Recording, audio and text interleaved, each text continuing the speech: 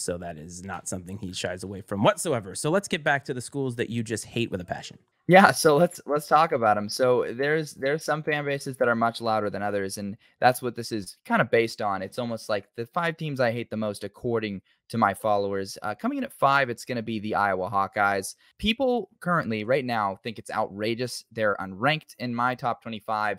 They think it's outrageous that I'm critical of this team. Iowa does probably have the best defense in the country, and this is true. I've acknowledged that. However, the main criticism I got this offseason with Iowa, and the reason I hate them, is because I was saying their offense wasn't going to improve at all. And so the main kickback you get from the Iowa fans who don't like me hating their team is, well, we just added Cade McNamara. He's a playoff quarterback, and the offense is going to be so much better with that. And, you know, the way I kind of look at that is you take a system quarterback, in Cade McNamara, you put him into a bad system. Does that equal a good offense? I don't think so. I don't think the ingredients are there. So I hate Iowa, according to my followers, for not having them ranked up to this point, even though I think the Hawkeyes still have a ceiling of like 9 wins because of how good their defense is. But their offense, dreadful offense. I almost busted out a Hawkeyes hoodie for you tonight because I'm a Hawkeyes wrestling fan. And so, yeah, I almost pulled out the gear for you. I thought you'd get a kick out of that. Yes, but as somebody who roots for a team with an offensive offense, Iowa's might be more offensive. Like, yes, last year, watching a game, I think they scored like 17 points in the first 3 games, and I thought this should never be on my television set ever. Tyler may not hate them, but I do not like watching them. Now, that goes for much of the Big Ten, but Iowa just, no. I have a question. So I should know this, being a co-host of a sports podcast, but I've seen this stuff out there about Brian Ferentz and the 25 points a game quota. Is that like a thing that's actually in writing somewhere? Yeah, so that's 100% a thing. Basically, because of all the pushback about nepotism and why isn't he fired and all that stuff, Kirk Ferentz put an incentive into his contract, basically to earn a lot of his money through incentives. And one of the biggest incentives was score 25 points per game.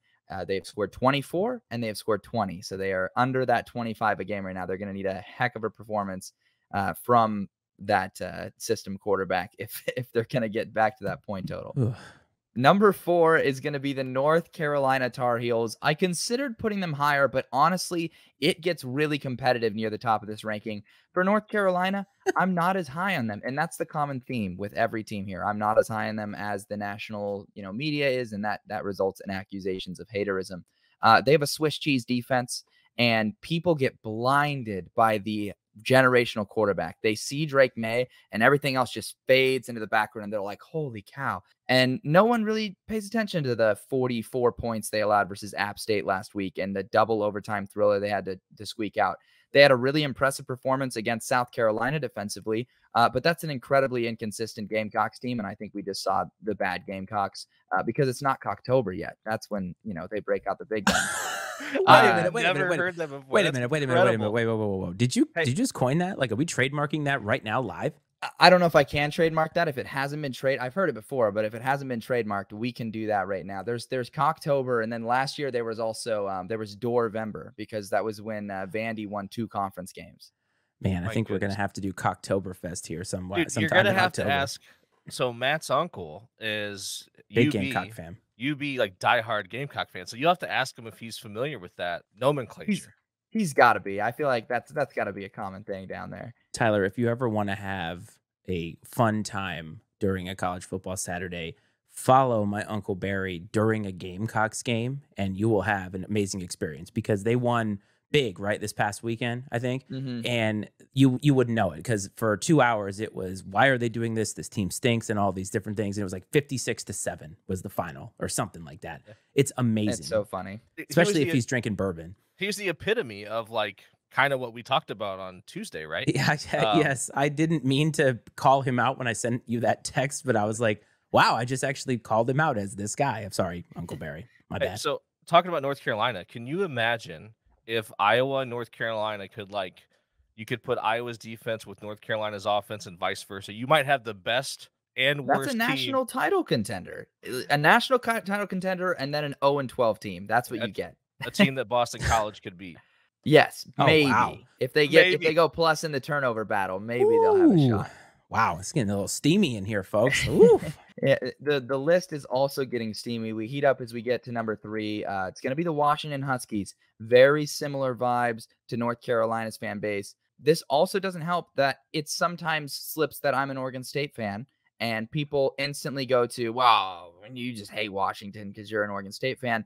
And full disclosure, I actually don't like Washington. I dislike them as a team. However, it doesn't affect my analysis. And they're just a team that had an inflated win total last year. They lost to UCLA and Arizona State, 2 not great losses last season. They didn't play Utah or USC. They do this year, and their defense is pretty inconsistent. They remind me a lot of North Carolina because they have a lot of that great offense. But the main things are he's an Oregon State fan. He hates Washington, and he's a Washington hater, and he doesn't – because I think Washington might be the biggest discrepancy in my rankings right now. I have them at 16th. And the AP poll has them at 8, but I refuse to let the AP poll affect my ranking. So people get really upset about that. Damn straight. But you're a Pac-12 guy, though. Like, you just like the Pac-12 in general. That seems to me very obvious watching your content. He's probably more knowledgeable about it, right? I mean, he didn't do research like, we did for our video this past week, but yeah. But I mean, you live right you're in the middle of, you went to school there, like you grew up in that area, you live there now. So like, it's natural that those are the teams that you would know the most. I mean, you know everybody pretty well, but definitely more than the average person. But those teams probably a little more intimately. Yeah, and I think this is another classic case of if you're the Washington fan base, you're picturing your trajectory as a linear trajectory. People are forgetting Washington in 2021 was a 4-win football team.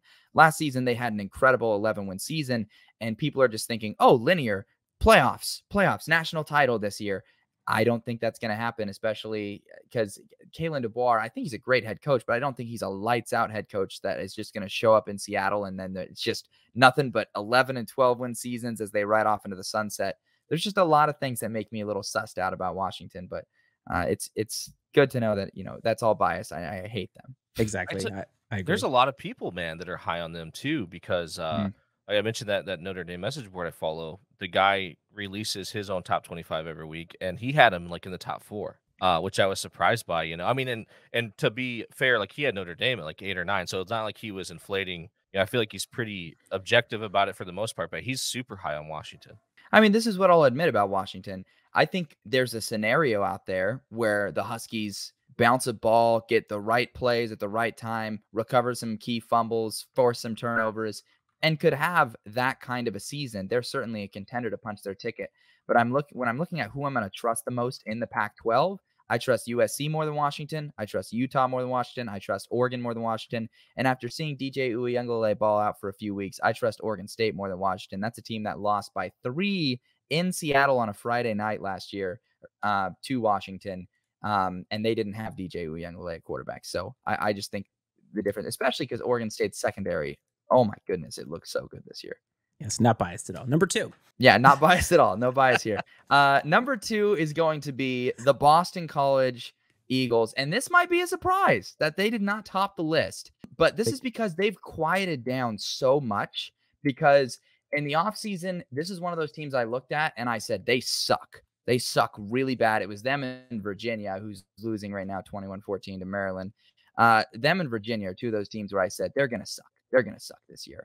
And they did suck, and they do suck. And so the initial pushback was ferocious. The passionate Boston fans, you are just a hater. You're not ready for this. And they go out and they lose to NIU week 1, and then they need a thrilling last couple-minute victory to beat Holy Cross. So I hate them. That's So, Tyler, can I ask you, what exactly is it that they think you weren't ready for? Like, were they going to stand outside of your home with pitchforks and torches and stuff? But the funniest part of it all is the fact that most of their defense, I think my main claim was just they're not going to make a bowl game. It's not going to happen. And the main defense from Boston College fans wasn't, look at our O-line or look at our playmakers or look at our coaching. The main argument was, look at how bad our schedule is. We're bound to find 6 wins in there. And so I was just like, that's a bad sign. If your main defense is just, the other teams we play are so awful, we might win 6 games. That doesn't make you good. No, it doesn't. It's just like the Falcons aren't necessarily good, even though they're going to win the NFC South because the rest of the division is trash. But anyway, that's a side note. Okay, so BC, obviously they're coming for your door. So this has been, I just want to recap here. So we have Iowa, UNC, Washington, and BC. So Tyler, what Yes. everybody has been waiting for, I have fanfare waiting for this. What is the number one team that your commenters think that you hate? The number one team, and to be frank, this is not even close. Like, this is a wide margin, and that's surprising because Boston College came at me pretty hard. But the Michigan Wolverines, Michigan fans suck. They suck. They are the worst. They are outraged when I rank them third in the country. They're outraged when Corum isn't the number one running back in the country. They're outraged when you say J.J. McCarthy isn't top 3 or top 5. Anything you say about Michigan ever, oh, you're just a hater. I think I made a video where I made fun of the Wolverines when they did that tribute for Harbaugh for a self-imposed suspension, So and I got weird. called a Michigan hater for that. So I'm a Hall of Fame Michigan hater, according to the comments. Can we all agree, though, that like Harbaugh even taking any type of a suspension for essentially buying hamburgers is like the NCAA trying to just say, like, we need something because we have nothing anymore. Oh, for sure. But, like, definitely totally weird tribute. Like, I'm on board with that 1,000%. Well, that's a pretty Yeah, solid list, my man. I didn't realize Michigan was so up there.